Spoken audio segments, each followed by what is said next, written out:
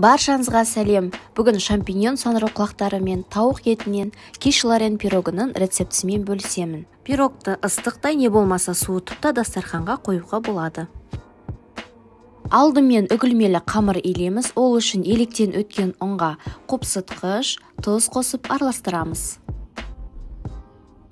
Ұсақтап туралған салқын сары майды салып, ұнға үккілей отырып, ұнтаққа айналдырамыз.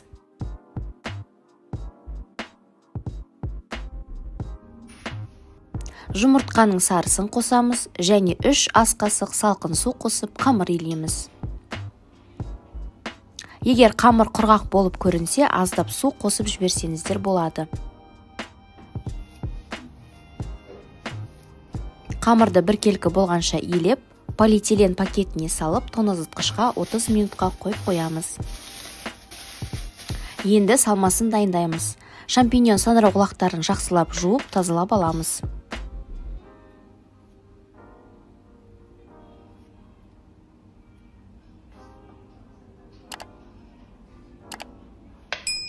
Тазалап алған саңырауқұлақтарымызды жұқа тілімдерге кесеміз.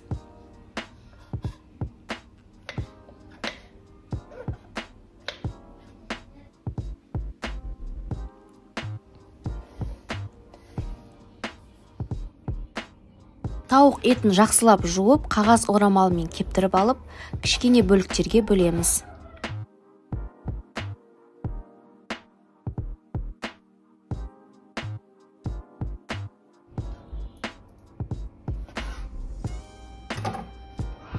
Табаға өсімдік не болмаса зәйтүн майын құйып, 3 минуттай қуырып аламыз.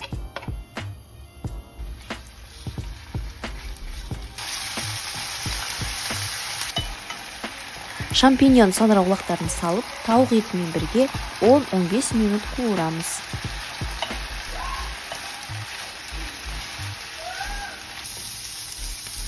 Сонда дәміне қарай бұрыш пен тұз қосамыз.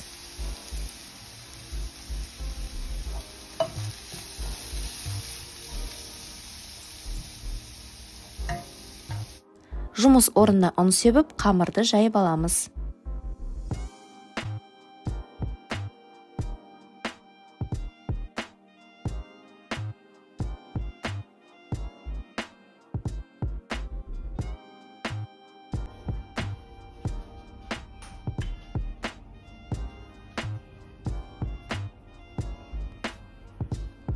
Пергамент қағазы төселген формаға қамырды орналастырып, шеттерін тегістейміз.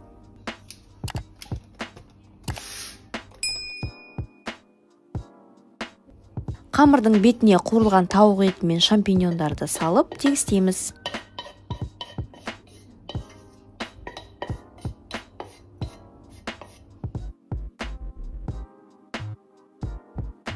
Енді заливкасын жасаймыз. Ол үшін ыдысқа 3 жұмыртқа, 250 мл 20% қаймақ не болмаса 20% сливки құйып араластырамыз.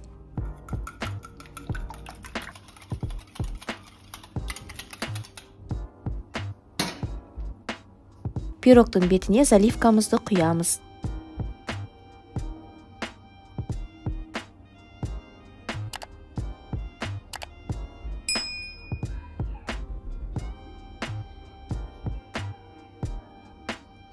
Бетіне қатты сырды үккіштен өткізіп, бетіне себеміз.